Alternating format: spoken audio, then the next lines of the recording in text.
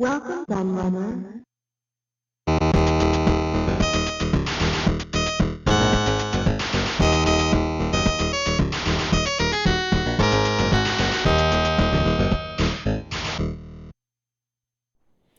Hello everybody, Kieran aka the Laird here, and I have something special for you today because it is one of my own books and it is a book preview as opposed to a review because it is my book.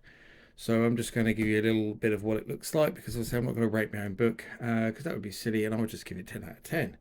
But yes, so the book we're going to be looking at today is my fifth solo print book that I am publishing through Amazon. The four I've already done are in the background here. So the arcade book, 2600 games. That's the second revision of a previous book I did. MSX games, which like the arcade book is a completely new book, and a Compendium of Atari 8-bit games, which is the first one I did, which again is a second edition. So it's a vastly upgraded version of the original book that I did with AG Books. So, what is the new one? You've already seen it in the title, but yes, it is a compendium of Sega Mega Drive and Genesis games. I use both in the title to keep all you Americans happy, even though, it is the Mega Drive, isn't it? That's what most of the world called it. That's what Sega called it originally. But, I put the Genesis bit in to keep you Yankee Doodle dandies happy. So there we go. So obviously similar design to all my other books where I just feature all the different versions of the machine on the cover. So we've got a Japanese Mega Drive there, an American Genesis 2, a Genesis 3, a JVC Wonder Mega, a Sega CDX, and a Sega Nomad handheld, of course. So obviously this is volume 1, like all those are volume 1, so there may be a volume 2 at some point if you're lucky. So yeah, same design as the others. Obviously a bit of text on the back and blurb about what the book is about. Don't really need to read that. And I'll show you what's in it. So I mean, it's completely the same concept as all the others. So follows in much the same way. So if you've bought any of my other books, you'll know exactly what to expect from this one because we start off with our contents page and introduction. And then we go into an article looking at 10 obscure and unusual models of the Mega Drive. So we've got a nice sort of historical piece at the beginning there. So that was a new article I wrote especially for this book. So yes, that's nice to see as well. Quite enjoyed writing that actually because it was interesting doing the research and finding out about all the different models. Because I've said before, but the Mega Drive is my favourite home console of all time. I loved the Mega Drive so much and still do. Still play it a lot. Love the Mega Drive. Streets Rage 2 is my favourite game ever, so that's a Mega Drive game. So I'm going to skip part of that because I don't want to go through it all and spoil it. And then we obviously go into our game reviews. So as before, very similar. 2 game reviews per page with a colour screenshot. Obviously the whole book's in colour anyway. And we've got our publisher, year, and what type of game it is, whether it be commercial game, a homebrew game, or a prototype, or unlicensed. Actually, I think I've got 4 categories. There is some unlicensed, like the games you got from Asia that came out back in the day. There's some of those in here as well.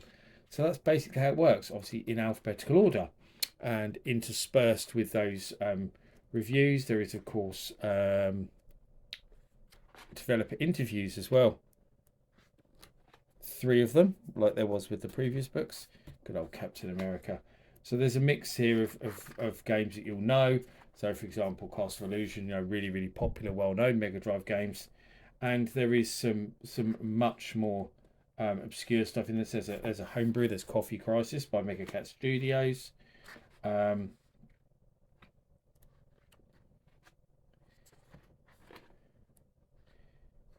more obscure one, that's all the Double Dragons, they're certainly not obscure. So Eliminate Down, which is a very rare shoot 'em up, not so well known. So there we go, there's something a bit more obscure. Frogger, the last commercial game released to the Mega Drive in North America. There's another homebrew there, Hangman. There's lots of homebrew stuff. And our first interview in this book is with former president of Sega America, Mike Katz. So it doesn't get much better than that, does it? This was the guy who ran, obviously, Sega America when the Genesis was launched there. Um, was responsible for getting people like Joe Montana and Michael Jackson, of course, on board um, to help support them. Uh, broke Nintendo's stranglehold on the US market and put the Genesis in as America's #1 best-selling games consoles. He talks a lot about that and the whole Genesis does what Nintendo don't. Um, all of that stuff, signing up all the superstars. He talks a little about Sonic the Hedgehog and stuff like that in there as well. I don't want to, again, spoil the interview, so I'm not going to show you it all. But it's a pretty big and very insightful interview with Michael Katz. So that was good to see. And then we get back to the games. So obviously plenty more. There's some James Ponds,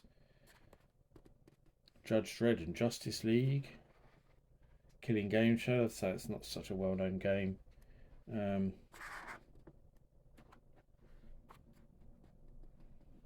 Magic Girls. That's what's saying about unlicensed games. So that was I believe it's a Taiwanese game. I believe it's a lot like Twinbee. It has been republished since by Pico, I think. Republished it. Was it them who? I think it was Pico republished it. But anyway, yeah. But it was originally released back in the day in Taiwan. So yeah, I've got some stuff like that in there as well.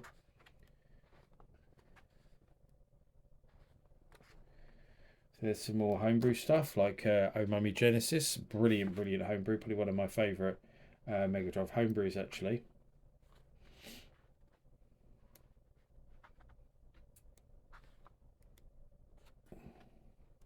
Yeah, Solar, Pringles. So we've gone ahead to another. Pringles is a quite weird but interesting homebrew game. So we've got another interview here. So I'll show you this. This is an interview with Julian Alden-Salter, who you might not know or even have heard of, but he was head of 68,000 development at Imagitech Design, a UK games developer. Did all sorts of stuff for everybody. Did a lot of stuff for Atari. Did a lot of stuff for did some stuff for EA in the earlier years. They did lots of stuff. Worked on lots of stuff with Gremlin as well. Had a very close association with Gremlin because Gremlin were just down the road from them in Sheffield. So obviously he was head of 68,000 development. Obviously that included the Mega Drive because it has a Motorola 68,000 CPU. So he talks about the Mega Drive games that he did, like American Gladiators and all those game show games like Jeopardy and Wheel of Fortune and stuff like that. He did all of those pretty much for Imagitech. He talks a lot about the culture at Imagitech because they loved their parties. So he talks a lot about that. So again, that's quite a long interview. Very different to the other interviews in that he talks a lot about the kind of camaraderie and social aspects of game development and stuff. Very insightful indeed. I really enjoyed talking to him. Then back to the games again. So starting there with another homebrew with Qbert 3. So I'll go through. There's some Road Rash. There's some Sonic games. There's the Streets of Rage games. Techno Cop, Teenage Queen, another homebrew. So there's plenty of homebrew mixed in here with all the commercial games, as you can see. Go through into V. It's Virtua Racing. Lots of wrestling games there in the W section.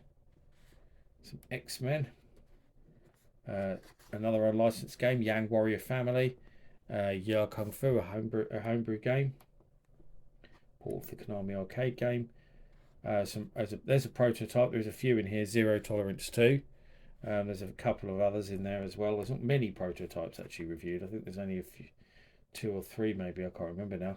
And the very, very last interview in this book is with Dennis Coble, who is probably known to most Sega fans or even video game fans out there because he's got an amazing career that started way back in the 70s at Atari. He was one of the first people Atari hired actually, where he worked on arcade games like the Sprint series most famously. There's Dennis playing one of his Sprint machines. But as far as the Mega Drive and Sega's concerned, he was one of the co-founders of Poly Games, aka Sterling Silver Software, who did stuff like PJ Golf Series for EA, Sonic Spinball for Sega, and they did a load of stuff for Tengen including stuff like Pit Fighter, Steel Talons, Hard Driving. Yeah, no, didn't do Paperboy. Road Blasters. So loads of stuff like that. He did a load of stuff for Tengen. Or Tengen, as some people say it's supposed to be pronounced, but I've always said Tengen. And that is pretty much it, really. And then it obviously gives you a little preview of some of my other books at the back. So the print books and the Kindle books. So yeah, all in all, how many pages is it? I think it's 180. Let me just double check. Yes, it is. It's 180 pages in this book. Pretty much the same as all the others because it's got about the same amount of stuff in it. So you've got over 300 game reviews in there. You've got the 3 developer interviews, and you've got the history bit at the front. So it's quite a bit to get through. It's a fair-sized book, as you can see. Nice glossy cover, full colour all the way through. It is available worldwide through Amazon.